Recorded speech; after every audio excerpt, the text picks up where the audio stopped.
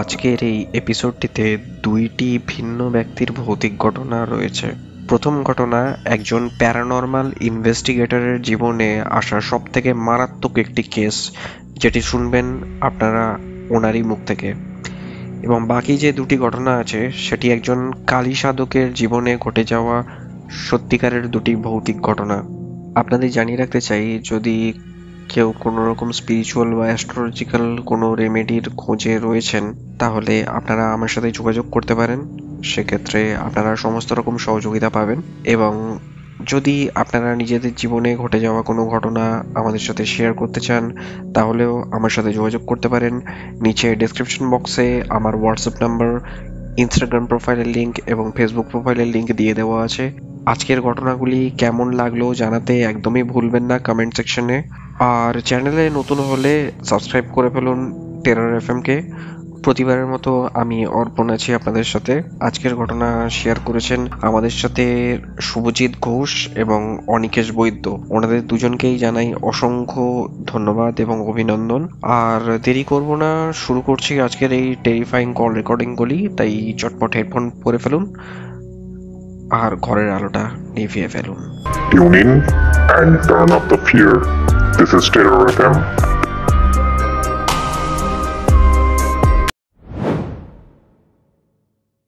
Hello. নমস্কার। হ্যাঁ, নমস্কার শুভজিৎ বাবু, কেমন আছেন আপনি? ভালো আছি, আপনি ভালো আছেন?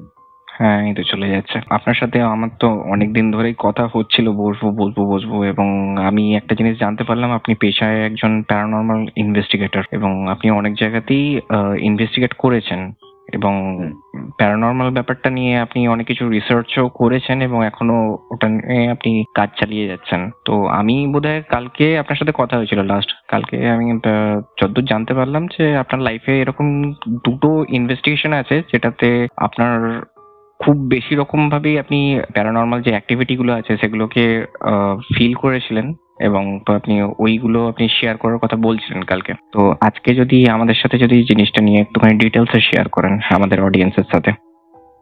হ্যাঁ, নিশ্চয়ই।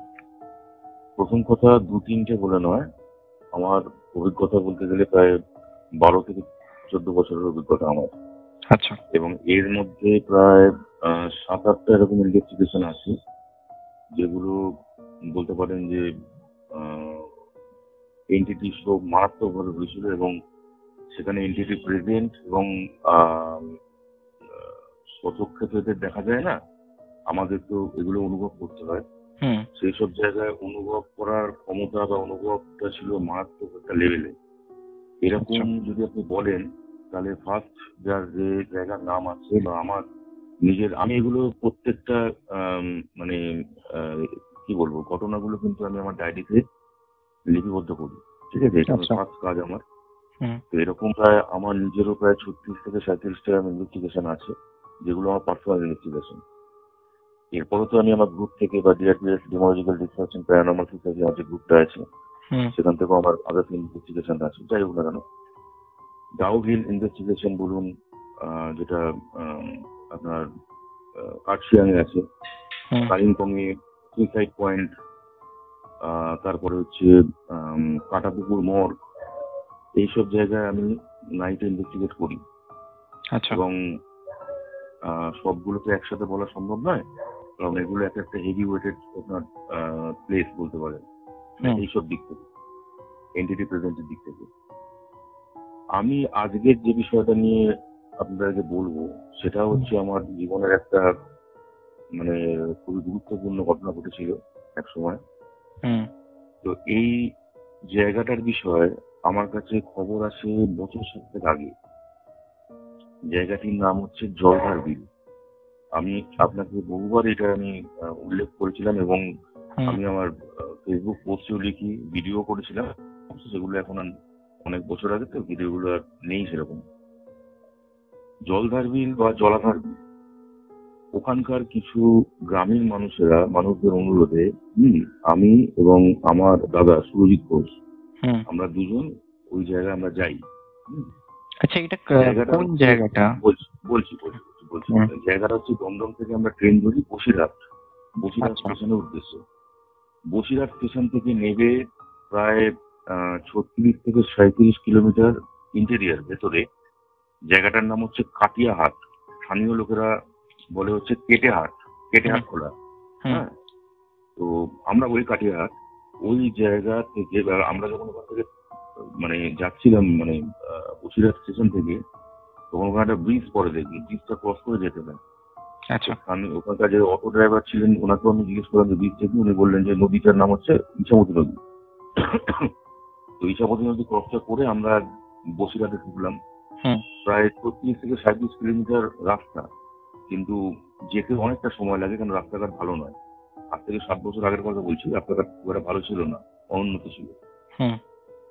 কাটিয়াহাটে থেকে আমাদের যেতে হবে হচ্ছে শেখপাড়া। ওখান থেকে ভ্যানে করে যেতে হবে শেখপাড়া। সেই শেখপাড়ার এন্ড থেকে শুরু আবার ঘোষপাড়া, পরপর এগুলো সব, ঠিক আছে? ঘোষপাড়া ক্রস করে একদম the end of the line, বসিরহাটের একদম শেষ সীমানা বলতে পারেন, সেইখানে যে বিলটা আছে সেই বিলটা কিন্তু অত্যন্ত ভয়ানক।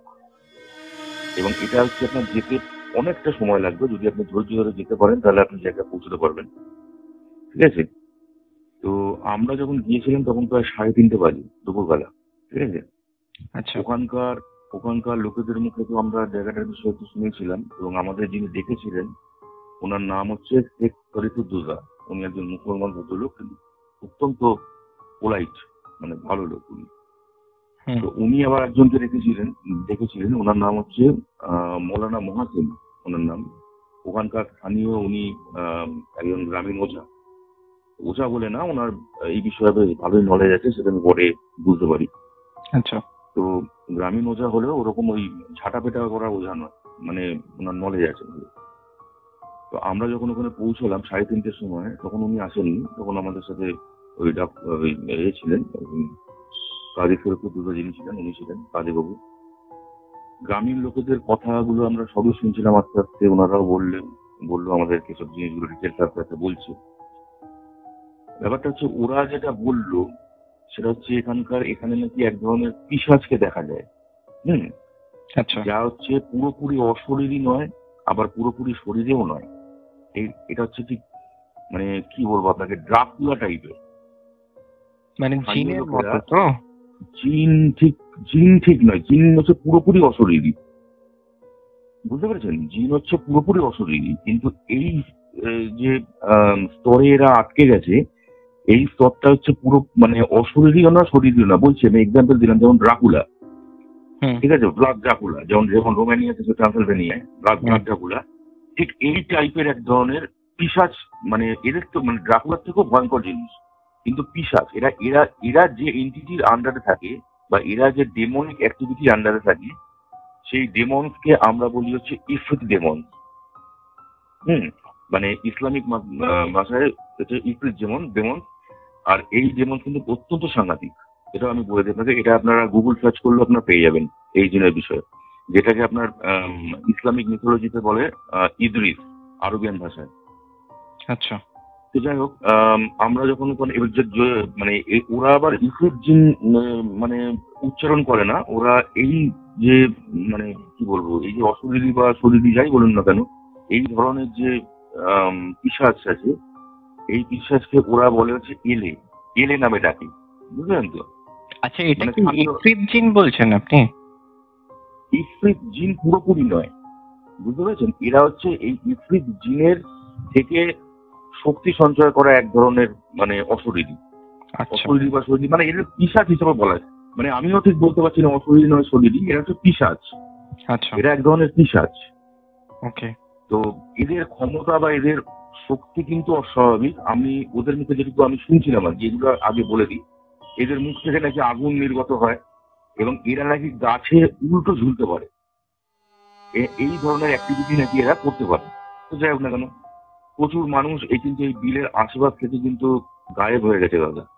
সেটা কিন্তু এখনো কিন্তু সেই সব মানুষদের কোনো ট্রেস নেই। বহু মানুষ ভয়ে মারাও গেছে, প্রচুর এরকম অগুন্তি আছে ওখানে। এবং সন্ধ্যে 6টার পর ওখানকার লোকেরা কিন্তু মানে বিলের আশেপাশে কেউ যায় না ভয়ে, এখনো স্টিল নাও, এখনো আমার কাছে খবর আছে। এইসব শুনে আমরা তো আমাদের কাজটা শুরু করলাম মানে আমরা ইনভেস্টিগেশন করতে গেছিলাম, যে বিষয় নিয়ে আমরা মানে তদন্ত করছিলাম সেই বিষয়ে আমরা শুরু করলাম। তো তখন তার কিছুক্ষণ বাদে মানে ধরুন 4:30 4:30 এরকম টাইমে ওই মৌলানা সাহেব উনি এসেছিলেন। তো উনি এসে আমাদের প্রথমেই অ্যালার্ট করে দিলেন যে দাদা আপনারা কলকাতার লোক, তো আপনারা এই বিষয়টা ঠিক জানেন না, এখানে সন্ধ্যে 6টা অবধি আশেপাশে কেউ থাকে না, যা করা একটু তাড়াতাড়ি করে আপনারা বেরিয়ে যান। আমাদের বললি আর দেখুন আপনাদের ডেকেছেন বলে আমরা এসেছি, আমরা তো আমাদের ইনভেস্টিগেট করতে হবে। আমরা যেমন গ্যাজেট, আমি আমার গ্যাজেটটা ওপেন করি, ইকোবক্স, আপনি বিশ্বাস করবেন না, একটা জায়গায় গিয়ে কিছুটা দূরে গিয়ে বলছিলেন একদম বিলের ধারে, আমার গ্যাজেট পুরোপুরি মানে অফ হয়ে গেল, আমার গ্যাজেট কোনো কাজ করছে না। একটা খেজুর গাছ, আমি আপনাকে বলে দিই, ওখানে খেজুর গাছটা নাকি বহু বছরের পুরনো। ওই খেজুর গাছের যখন আমি আশেপাশে সারাউন্ডিং এ আসি, মানে কাছাকাছি প্রায় মাইনাস টেম্পারেচারের মতো টেম্পারেচার চলে যায়, যদিও ওই টাইমটা ছিল এপ্রিল মাস মানে বুঝতেই পারছেন বেশ ভালোই গরম, ঠিক আছে। ওই জায়গাটা আপনি বিশ্বাস করতে পারবেন না যে কি ঠান্ডা। আমি এটা নিজে অনুভব করেছি, এটা অবশ্যই একটা অস্বাভাবিক ঘটনা, কারণ অত ঠান্ডা হতে পারে না, বুঝতে পারেন তো। আমি এবং আমার সঙ্গে যিনি ছিলেন আমার দাদা, কাজীপুর যিনি ছিলেন, মৌলানা সাহেব ছিলেন। মৌলানা সাহেব একটু দূরে ছিলেন, কিন্তু মৌলানা সাহেব বারবারই আমাদের বলছিলেন যে আর এগিয়েন না, যতটা অব্দি এগিয়েছেন দাদা ওখানে আপনারা একটুখানি দেখে টুকে চলে আসেন, মানে ওরা যেটা বলে আর কি, আমাদের ভালোর জন্যই বলছিলেন, সেটা আমি নিজেই বুঝতে পারছি, সেটা নয়। কিন্তু তবুও স্থানীয় লোকেরা তো আমরা তো ইনভেস্টিগেট তো বহু জায়গায় করেছি দাদা, স্থানীয় লোকেরা যা শোনে তার থেকে অনেক মশলাপাতি দিয়ে স্পাইসি করে আরো পরিবেশন করে, সেটা আমরা জানি, ঠিক আছে। তো আমরা আমাদের মতো ইনভেস্টিগেট করছিলাম, মানে ওই জায়গাটা যাওয়ার পর আপনি বিশ্বাস করতে পারবেন না, আমি আপনাদের আমার যে অনুভূতিটা ওখানে হয়েছিল, মানে সব সময় মনে হচ্ছে ওই জায়গা থেকে বেরিয়ে আসার পর, মানে ওই খেজুর গাছের পাশ থেকে মনে হচ্ছিল যেন আমাকে না কেউ দেখছে, এবং আমি কিন্তু তাকে দেখতে পাচ্ছি না। সব সময় মনে হচ্ছে, মানে অল টাইম, যতক্ষণ আমি বসিরহাট স্টেশন অব্দি, আমি স্টেশনে যখন গাড়িটা ধরলাম, তখন আমার মনে হলো যেন আমার শরীর থেকে কিছুটা হালকা হলো। মানে এইগুলো মোটামুটি ধরে নিয়ে 1-1.5 ঘন্টা মোটামুটি চললো, এগুলো এরকম ইনভেস্টিগেটটা করলাম। সব থেকে যেটা আমার কাছে মানে কি বলবো সিগনিফিকেন্ট হলো ঘটনা, সেটা হচ্ছে ফেরত আসার সময়, তখন প্রায় 5:30 পৌনে 6টা বাজে। মৌলানা সাহেব ওখান থেকে বেরিয়ে গেছেন, তো উনি বললেন যে আমি দাদা এখান থেকে বেরিয়ে গেলাম, অন্য যেমন একটা কাজ ছিল বেরিয়ে গেল। তো আমরা ওখান থেকে একজনের বাড়িতে গেছিলাম, উনি পাড়ায় থাকেন, মানে এই যে কাজের পরিকল্পনা বলছিলাম, ওনারই সাইকেল নিয়ে আমরা গেছিলাম, বুঝতে পারছেন। কারণ ওই যে রাস্তাটা ওটা গাড়ির রাস্তা নয়, সাইকেল নিয়ে যেতে হয়, সাইকেল বাইক এগুলো ইউজ হয়। আমরা যখন ওখান থেকে 5:30 সময় সাইকেল নিয়ে ব্যাক করছি, মানে কিছুটা দূর আসার পর বিলের পাশ থেকে যখন আমি যাচ্ছি, আপনি বিশ্বাস করতে পারবেন না, মনে হয় যেন ঝোপের পাশ থেকে, মানে ওই যে বিলের ভেতর থেকে কেউ যেন ছুটে যাচ্ছে আমাদের সাথে সাইকেলে পেছনে, মানে আমাদের সাইকেলটা যাচ্ছে, মনে হয় এটা এগুলো হচ্ছে অনুভূতি, এগুলো না আপনি ফিল করলে বুঝতে পারবেন না। পরিষ্কার বুঝতে পারছি কেউ যেন আমাদের সাইকেলের পেছনে যেন ছুটে যাচ্ছে। আমাদের হাতে টর্চ ছিল, এগুলো আশ্চর্য ঘটনা, কখনো কখনো হঠাৎ টর্চ নিভে যাচ্ছে, টর্চ যখন নিভছে তখন আমরা আবার দাঁড়িয়ে যাচ্ছি, এটা কেন এতটাই অন্ধকার রাস্তা যে আমরা টর্চ ছেড়ে যেতে পারবো না। মানে পরিষ্কার আমি বুঝতে পারছি যখন টর্চটা নিভছে, যখন আমরা ওখানে দাঁড়িয়ে যাচ্ছি, পরিষ্কার বুঝতে পারছি আশপাশ থেকে কেউ একজন আসে, যার প্রশ্বাসের শব্দ শুনতে পাচ্ছি আমরা, বুঝতে পারছেন। এই যে অনুভূতিগুলো, এগুলো না তখন মানে ওখানকার স্থানীয় লোক, যে শেখ শরীফুদ্দৌলা যার কথা বলছি, উনি পর্যন্ত ওই জায়গাটা ভয় পেয়ে গেছেন। আমাকে বলছে দাদা আপনি ইমিডিয়েটলি আমার সঙ্গে তাড়াতাড়ি চলুন, এখানে আর বেশিক্ষণ থাকবেন না, তাহলে আপনিও মরবেন আমিও মরব। আমি ওনাকে বললাম দাদা আমার শরীর বন্ধন আছে। বলছি দাদা বন্ধন পরে হবে, ঠিক এইভাবে বলছে, মানে উত্তেজিত হয়ে, বন্ধন পরে হবে। আপনি যেমন বন্ধন ক্রিয়া জানেন, আমাদেরও শরীর ইসলামিক মতে আমরা বাধা আছে, আপনি তাড়াতাড়ি চলুন, নাহলে আমরা কেউ এখানে পারবো না, এখানে মরতে হবে আমাদের। মানে কোন রকমে ওখান থেকে সাইকেল নিয়ে, মানে সাইকেলও চলছে না, মনে হচ্ছে যেন যে রাস্তাটা 5 মিনিটের রাস্তা ছিল সেই রাস্তাটা 15 মিনিটে হয়ে যাচ্ছে, মানে আশ্চর্যজনক ভাবে। সাইকেল চালিয়ে যাচ্ছি, কোনো রকম মানে মনে হচ্ছে রাস্তা শেষ হচ্ছে না। মানে মিনিট 15 রাস্তা গিয়ে 45 মিনিট ক্রস করার পর যখন একটা জায়গায় গিয়ে আমরা পৌঁছালাম, একদম একটা চায়ের দোকানের সামনে গিয়ে, ওখানে গিয়ে একটু আমরা স্বস্তি পেলাম, তাও কিছুটা। মানে পরিষ্কার আমরা বুঝতে পারছি যে সাইকেলটা যারা চালাচ্ছি, যে পরিষ্কার বুঝতে পারছি কেউ যেন কিছু একটা ভাবে, নয় 4 পেয়ে যে কোনো জন্তু, নয় 2 পেয়ে জন্তু, কিছু আমাদের পেছনে ধাওয়া করেছে। আর অন্ধকার রাস্তা আমরা বুঝতে পারছি না, টর্চের আলো একবার দুবার নিশ্চয়ই আমরা পেছনে ফেলেছি, কিন্তু আমরা কিন্তু কারোকে দেখতে পাইনি। এটা একদম মানে ধ্রুব সত্য ঘটনা। আমরা যার বাড়িতে এসেছিলাম তখন, ওই যে যার বাড়ি বললাম সেক্টরে দিদিরা, মানে ওই 7টা 7:30 সময় আমরা ওনার বাড়িতে যখন ঢুকলাম, ওনার মিসেস তো রেগে টেগে ফায়ার, ঠিক আছে। উনি আমাদেরকে তো উল্টো পাল্টাই বললেন যে তোমরা গেলে কেন ওসব জায়গা, ওসব পিছু নিয়ে নেয়। তখন বুঝতে পারলাম পিছু নেওয়ার শব্দটা নেওয়াতে, মানে বৌদির কথা বলছি, মানে ওনার মিসেসের কথা বলছি, যখন উনি বললেন পিছু নেয়, তখন আমার মানে সন্দেহটা আরো 100 হলো। তার কারণ সত্যি আমাদের পিছুই নিয়েছিল ওটা, যাই হোক না কেন আমাদের কিন্তু পিছু নিয়েছিল। কিন্তু যখনই আমরা থেমে যাচ্ছি, হয়তো এটা হতে পারে যে আমরা 3-4 ছিলাম সাইকেলে করে, এই জন্য যখন আমরা থেমে যাচ্ছি জিনিসটা ওখানে ওই পিশাচ ওখানে আটকে যাচ্ছে, আমাদেরকে অ্যাটাক করতে পারেনি বা আক্রমণ করতে পারেনি। হয়তো একজন থাকলে পরে আর ওখান থেকে ফেরত আসতাম না। কিন্তু আশ্চর্য ঘটনা এখানেও শেষ হয়নি। আমরা যখন বাড়িতে এলাম 7:30-8টার সময়, খাওয়া দাওয়া করেছি, হাত মুখ ধুলাম, স্নান করলাম, ওদেরকে বললাম, ঠিক 9:15 বাজে আমরা আমাদের দাদার ঘরে, মাটির ঘর আছে, মাটির ঘরে গিয়ে বসে আছি, ঠিক আছে। হঠাৎ একটা চিৎকার পেলাম, তাড়াতাড়ি করে বেরালাম, দেখি যার বাড়িতে গেছি ওই কাজীবাবু, ওনার মেয়ে, বড় মেয়ে, মানে প্রায় ফ্ল্যাট। আমরা গিয়ে তো অবাক কাণ্ড, মুখে চোখে জল দিচ্ছে সবাই, কি হয়েছে জানতে যখন আমরা মানে জানলাম যখন ব্যাপারটা, ও নাকি জানলার পাশে একটা মুখ দেখেছে, মুখটা নাকি বিভৎস মুখ, বুঝলেন, ওর দিকে তাকিয়ে নাকি হেসেছিল, ওই দেখেই ফ্ল্যাট হয়ে গেছে। আমরা আশপাশ থেকে তখন তো বুঝতেই পারছেন, আবার আমি আমার গ্যাজেট ওপেন করলাম, সেই গ্যাজেট, সেখানেও কিন্তু গ্যাজেট আমার কাজ করেনি। ইকোবক্স গ্যাজেট, আমি নামটা বলে দিচ্ছি, সেই গ্যাজেটও কিন্তু ওখানে কোনো কাজ করেনি, পুরো গ্যাজেট অফ।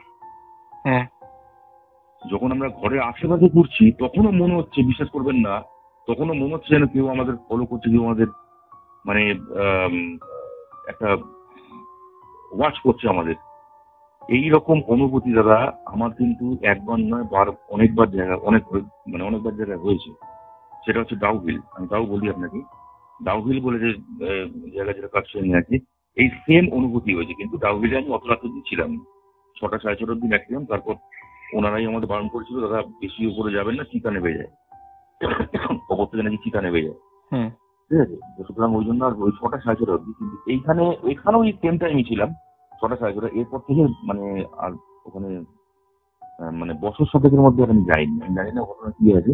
কিন্তু এখনো রিসেন্টলি আমি 2-3 বার ওখানে ফোন করেছিলাম, তো ওরা বলছে এখনো নাকি জায়গাটা ওরকমই আছে। ওই যে বিলটা, বসিরহাটের যে বিলটা, ওই বিলটা কিন্তু ওখান থেকে শুরু হয়েছে আপ টু হারোয়া রোডে এসে কিন্তু বিলটা শেষ হয়েছে। বিলটা এত বড় বিল। ওই জায়গায় বিলটার নাম হচ্ছে জলঘাট বিল, কিন্তু হারোয়া রোডে যখন বিলটা এসেছে, বিলটার নাম হচ্ছে ওই একই বিল, বুঝলেন তো? এই হচ্ছে আমার একটা অভিজ্ঞতা। এবার আপনার যদি প্রশ্ন করতে পারেন। প্রশ্ন, একটা জিনিস আমার জানা আছে যে ওই বিলটা যে বলছেন যে ওখান থেকে শুরু হয়ে আপনার হাড়োয়া অব্দি আছে, তো জায়গাটা কি হাড়োয়াতেও কি সেমই ওরকম যে অ্যাক্টিভিটি পাওয়া যায়, না ওই শুধু ওই পার্টিকুলার যে সেকশনটাতে আপনারা গেছিলেন? এই জায়গাটায় মানে প্রায় 3 থেকে 4 কিলোমিটার জায়গা আছে। এই জায়গাটার উপরে কিন্তু প্রভাবটা অত্যাধিক বেশি। বাকি হারোয়া রোডের দিকে বিলে আমি কোনো ইনভেস্টিগেট করিনি, তবুও বলছি মানে ওখানে সেরকম কোনো রিপোর্ট আমি পাইনি। কিন্তু এই দিকটা কিন্তু খুব সাংঘাতিক। আচ্ছা, এটার কোনো উৎপত্তি কিভাবে হলো বা ইতিহাস কিছু জানতে পেরেছিলেন এটার? সেরকম কোনো ইতিহাস বা কবে থেকে অ্যাক্টিভিটি চালু হয়েছে সেরকমও স্থানীয় লোকেরা কিন্তু কেউ কিছু বলছে না, বলেনি। কিন্তু এদের কথা অনুযায়ী এদের দাদুরাও কিন্তু এরকম নাকি উপলব্ধি করেছিল। তার মানে বুঝতেই পারছেন ব্যাপারটা বহু পুরনো। দাদুরা, দিদারা, ঠাকুমারা, এদের মুখ থেকে নাকি ঘটনা এরা ছোটবেলায় শুনেছে আর কি। আচ্ছা, ওইখানে গেলে কি মানুষজন মানে কি গায়েব হয়ে যেত বা এরকম কিছু হতো কি ওখানে? গায়েব না, ব্যাপারটা হচ্ছে যে ওরা যেটা বলছে যে ওই যে পিশাচ সম্প্রদায়ের যে এই এলে সম্প্রদায়ের যে পিশাচ আছে, সে নাকি কিছু মানুষদের এইভাবে টার্গেট করে করে নিয়ে গিয়ে মেরে দেয় ওদের কথা অনুযায়ী। গ্রামের লোক তো এই ধরনের এরকম ধরনের ল্যাঙ্গুয়েজ ইউজ করে। কিন্তু ব্যাপারটা হচ্ছে যে আমরা যেটুকু বুঝতে পারলাম, এটা হচ্ছে একটা হিপনোসিস প্রক্রিয়াতে ব্যাপারটা করে, মানে পিশাচ আর কি, বুঝতে পারেন তো? এবং এটা যে পিশাচ সেটা কিন্তু কনফার্ম, মানে এটা পুরোপুরি কিন্তু অশরীরী নয়। এই অ্যাক্টিভিটি গুলো কিছু কিছু কিন্তু আমাদের বুঝতে হয়। পুরোপুরি যদি অশরীরী সুপার ন্যাচারাল অ্যাক্টিভিটির মধ্যে পড়তো, তাহলে কিন্তু ওই জায়গার মানে কি বলবো আপনাকে, অ্যাটমসফিয়ার থেকে শুরু করে অনেক কিছু অনেক চেঞ্জ থাকতো। এবং আমার গ্যাজেট কিন্তু সঙ্গে সঙ্গে ওপেন হতো। এটা এটা মানে এই জায়গাটা, মানে এই জায়গায় যে পার্টিকুলারলি পিশাচ আছে, এ কিন্তু পুরোপুরি অশরীরী বা পুরোপুরি শরীরী নয়। আচ্ছা। ওই আসার সময় ওখান থেকে সাইকেলে করে যখন আসছিলাম আমরা, হ্যাঁ, এই যে আমি বললাম না যে পেছনে কেউ একজন আসছে, আমি যে শব্দটা শুনেছিলাম, এই শব্দটা না মাঝের মধ্যে মনে হচ্ছে যেন কেউ ঘুমুর পড়ে আছে, মাঝে মধ্যে কিন্তু ছম ছম ছম ছম ছম ছম ছম ছম এরকম এরকম শব্দ হচ্ছে। মনে হচ্ছে কেউ একটা পায়ে কিছু, যেমন আগেকার দিনে মহিলারা বা মেয়েরা পড়তো না ঘুমুর, ওই ঘুমুরের শব্দ। এবার এটা এটা অনেক সময় কি হয়, সজারু কাটাতেও আওয়াজ হয়, এই ঘুমুর বা এই ধরনের শব্দ হয়। কিন্তু ওই সজারু কাটার শব্দ আর এই শব্দের মধ্যে একটু হলেও পার্থক্য দেখবেন আছে। সেই শব্দটা আমরা কিন্তু ওখানে বহুবার পেয়েছি। বসিরহাটে যে জায়গাটাতে গেছিলেন ওখানে কি সজারু ফজারু আছে? এমনি জিজ্ঞেস করেছিলেন স্থানীয়দের? না, সজারু নেই। এটা একটা আশ্চর্য ঘটনা, অন্য সজারু নেই। মানে ওরা স্থানীয় লোকের এখন দেখেনি সজারু বলি, বেজিতে কি আছে, থাকে সব বেজিত থাকে। এছাড়া আর কিছু মিস করেছেন?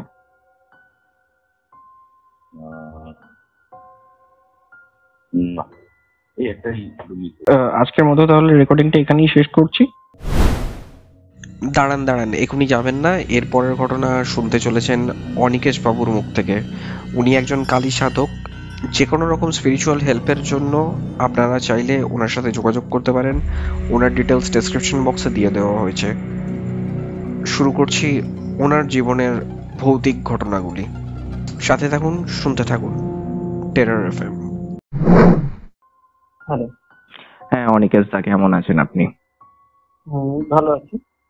আচ্ছা, তো আপনি তো যেমন জানেন আপনার সাথে ফেসবুকে কথা হয়েছিল, এবং আপনি জানেন যে আমি সাধারণত মানুষের জীবনের থেকে যত রকম ভৌতিক বা প্যারানরমাল মানুষজন ফেস করে থাকে সেটার ব্যাপারে ইন্টারভিউ নিয়ে থাকি, ইন্টারভিউ বা পডকাস্ট বলতে পারেন। তো আমি আপনার সাথে কথার সূত্রে জানতে পারি যে আপনার জীবনে দুটো এরকম ঘটনা ঘটেছিল যেগুলো আপনিও ইন্টারেস্টেড ছিলেন বলার জন্য। আমার নাম অনিকেশ বৈদ্য।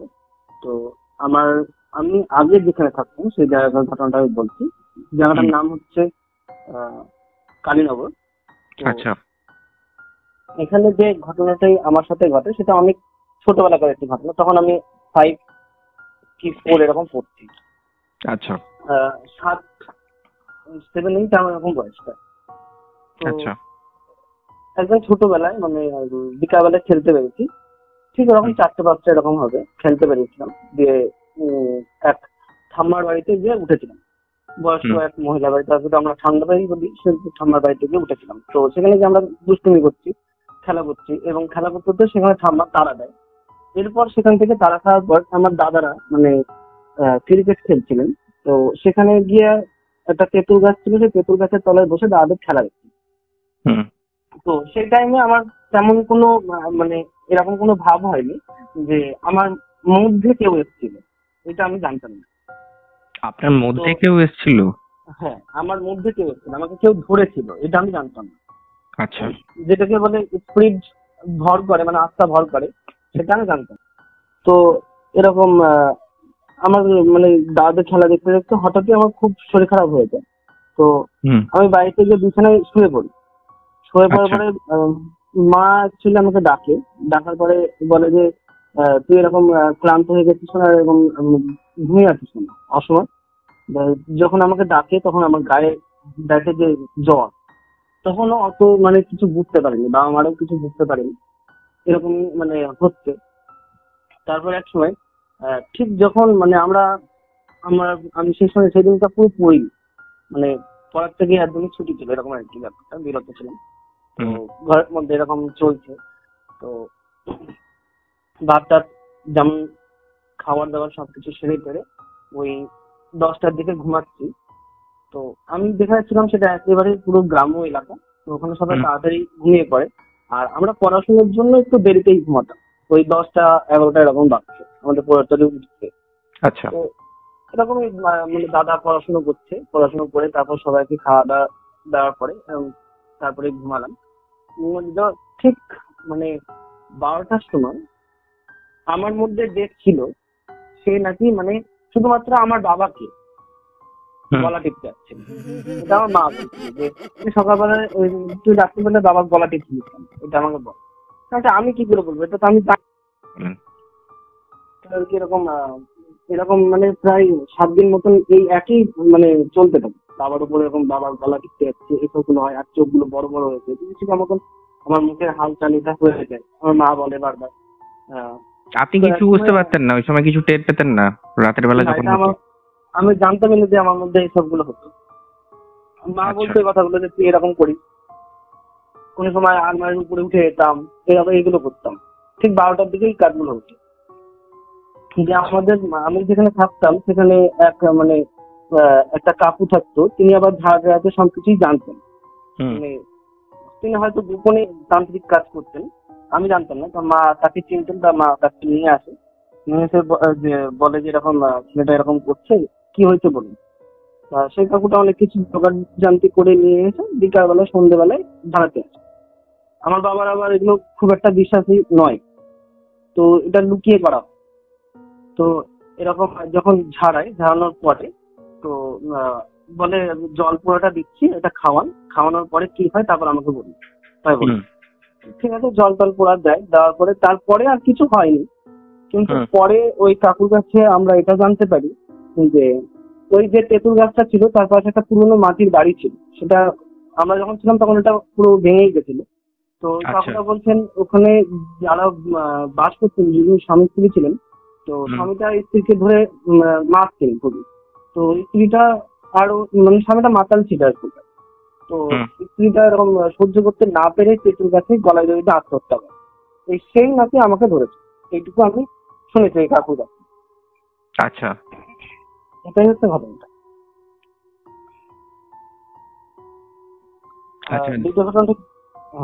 আমি একটা জিনিস জানতে চাইছি যে আপনার সাথে যখন এই জিনিসটা যখন হয়েছিল, যে আপনার উপর যে কিছু একটা চেপেছিল, ওই তেঁতুল তলাতে কি আপনি কিছু করতে গেছিলেন কি কোনোভাবে, বাই এনি চান্স? কিছু না, ওখানে বসে খেলা দেখছিলাম, দাদাদের খেলা দেখছিলাম আমি বসে। আচ্ছা, ওই সময় কোনো পড়ে টড়ে গেছিলেন বা কিছু এরকম হয়েছিল কিছু? না, ওসব কিছু হয়নি। আচ্ছা, এরপরে আরেকটা ঘটনা আছে আমি শুনছিলাম, সেটা বলুন। পরে ঘটনা বলতে এটা আমার নিজের বাড়ির কাছে একটা ঘটনা, মানে আমার বাড়ি তোমার হচ্ছে ইছাপুর। আচ্ছা। সেখানে এক মানে পাড়াতে তো এক কাকার সঙ্গে এটা একটা ঘটনা। তো ঘটনাটা হচ্ছে এরকম, মানে ওই কাকা আর কি মাছ ধরার খুব নেশা ছিল, মাছ ধরতে পেরেছে কাকাটা। যখন তখন পুকুরে যেত, ওখানে একটা পুকুর আছে আমাদের ওখানে, পুকুর বলে নাম। সেই পুকুরে এরকম দাদা এই কাকা আর কি মাছ ধরতো, আর মাছ ধরে ঘরে নিয়ে আসতো, প্রতিদিনের মতন মাছ ধরে নিয়ে আসতো। পুকুরটার পাশে একটা মানে জঙ্গল টাইপের ছিল। আচ্ছা। আম গাছ, জাম গাছ, সব রকম গাছ ছিল ওখানে, গাছে ভর্তি ছিল। ওখানে একজনের ওখানে তোমার একটা তাল গাছ ছিল, সে তাল গাছটা ছিল জোড়া তাল, মানে দুটো মাথা একসঙ্গে এরকম। জোড়া তাল গাছ বলতে তাল গাছে একটা তাল গাছে দুটো মাথা? হ্যাঁ, একটা তাল গাছের দুটো মাথা। আচ্ছা, জোড়া তাল গাছ বলছি এটা। তো এরকম তাল গাছটা এরকম আমি কোনোদিন দেখিনি, যদিও পরে নিজেও দেখিনি। হ্যাঁ, পরে আমি নিজেও দেখতে গেছিলাম কিন্তু পাইনি দেখতে। শুনেছিলাম পাড়ার লোকেরা কেটে দিচ্ছে, ওটা খুব একটা ভালো ছিল না। তো ওই কাকা এরকম যাচ্ছে মানে মাছ ধরছে, তা মাছ ধরতে হঠাৎই এমন সময় ওই বাগান থেকে মানে ওই তাল গাছের গোড়ার থেকেই একটা গোল মতন হাওয়া পেঁচিয়ে আসছে। কাকা বুঝতে পারেনি, তখন ওই কাকা ছিল ছিপটা দিয়ে গোল হাওয়াটাতে মারার পরে তখন কাকার সাথে কিছু হয়নি। মারার পরে কাকা বলছে আমার ভালো লাগছে না, ওই বাড়িতে বাড়িতে যাই। বাড়িতে গিয়ে পরে এবার কাকা এরকম যেমন নর্মাল মানুষ খায় দায় সবকিছুই করে, কিন্তু কাকা ঠিক ওরকম রাত 12টা বাজলে পরে জিনিসপত্র ছুঁড়ে ফেলে দিত, নিজে আত্মহত্যা করতে যেত, অন্য কাউকে মারতে যেত। এগুলো শুনতাম, মানে প্রায় এই ঘটনাটা ঘটতো কাকার সাথে। তো কাকা বুঝতে পারতো না, দিয়ে ওর মারাও ভয় পায় যে এরকম ব্যাপার, এটা কি করে কি হচ্ছে, তো কেউ বুঝতে পারছে না। তখন ওই কাকাকে নিয়ে মানে কাকাদেরই একটা তান্ত্রিক ছিল, সেখানে নিয়ে গিয়ে কাকাকে এরকম সমস্ত কিছু বলে। তো কাকাটাকে যখন ছাড়ছে তখন বলছে আমি মানে ওই কাকার মধ্যে 3টে আত্মা ছিল। এক হচ্ছে ওর মানে আমাদের ওই পাড়ার মধ্যে একটা পিসি যে আগুনে পুড়ে মারা গেছে, আর 2জন ছিল, সেই 2জনকে চিনি, ওরা ওরকম আত্মঘাতী হয়ে মারা গেছে। তো এবার এরা করেছে কি, মানে ওই দাদাকে ধরেছে যখন, দাদাকে 3জনা 3 রকম ভাবে অত্যাচার। তারপর তো তোরা ওই তান্ত্রিকটা বলছে তোরা একে ধরেছিস তো একে কষ্ট দিচ্ছ না, একে তোদের কিছু করেনি। তখন ওই 3টে ভূত মানে বলছে যে এ আমাদের মুখের জিনিসটা কেড়ে নিচ্ছিল, মানে ওই মাছটা ছিল ওদের মুখের জিনিস কেড়ে নিচ্ছিল বলে ওকে তাই ধরে। তবে তো কি জিনিস তোকে তো এরকম কেড়ে নিচ্ছিল, মাছ কেড়ে নিচ্ছিল, ও মাছ ধরতে এসছে কেন, আমার জায়গায় ওখানে মাছ ধরতে, আমি প্রত্যেকদিন এই জায়গায় মাছ ধরি। বলছে তুই কে, বলছো ও চেনি, ওকে জিজ্ঞাসা করুন, বলছে ওই পাড়াতে থাকে, সেই পাড়াতেই আমি থাকতাম, আমি আগুনে পুড়ে মারা গেছি, আরো 2জনা আমার সাথে মারা যায়নি কিন্তু তারা অন্যরকম ভাবে মারা গেছে, গলায় দড়ি দিয়ে মারা গেছে। বলছে ঠিক আছে। তান্ত্রিকটা এবার ওকে মানে ঝাড়ফুঁক করে বলছে তুই একে ছেড়ে যাবি তো কিভাবে, তখন বলছে ঠিক আছে আমি যখন যাবো মুখে কলসি নিয়ে আর যাওয়ার সময় একদিকে হেলে মানে বাঁ দিকে হেলে তারপর যাবো, বললো ঠিক আছে তাই হবে। তো ওই মুখে কলসিটা নেওয়ার পরে ওই তান্ত্রিকের বাড়ির থেকে কিছুটা দূর অব্দি হাঁটি, 5 মিনিট মতন হাঁটি, হেঁটে কাকা আর কি বাঁ দিক খেলে অজ্ঞান হয়ে পড়ে যায়। কলসিটা কিসের ছিল, মানে কলসিটা মুখে নেয় বলতে দাঁতের নিয়ে? দাঁতে নিয়েছিল, কলসিটা হচ্ছে পেতলের ছিল। জল ভরা কলসি?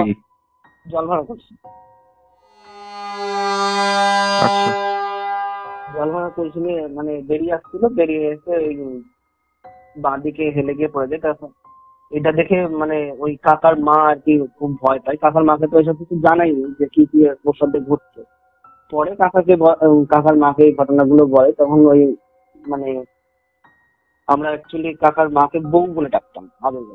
বউ অ্যাকচুয়ালি এরকম বলে যে ওইখানে মানে ওরা যেখানে ভাড়া গেছে তার কিছুটা দূরেই একজনের বাড়ি আছে, তার একটা মেয়ে ছিল যে কিনা গলা দড়িতে মারা গেছে, আর বাদ বাকি একজনা হচ্ছে ওষুধ খেয়ে মারা গেছে, ঘুমের ওষুধ খেয়ে, আর একজন হচ্ছে তোমার গলায় দড়িতে মারা গেছে। এই 3জনা ওকে ধরে। আচ্ছা, উনি যেদিনকে বাড়ি আসেন সেদিনকে কিছু করেননি মানে বাড়িতে আসার পর? ওই কাকা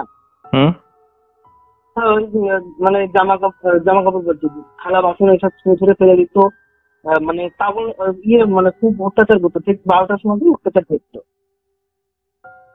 মৃত্যু খেতে আসতো, মারতে যেত, ওই বউকে ধরে মারতো। তারপর হচ্ছে কাকার 2 বোন ছিল, বোনকে ধরে মারতো, চিন্তাতো, এইসব গুলো করতো। আচ্ছা ঠিক আছে।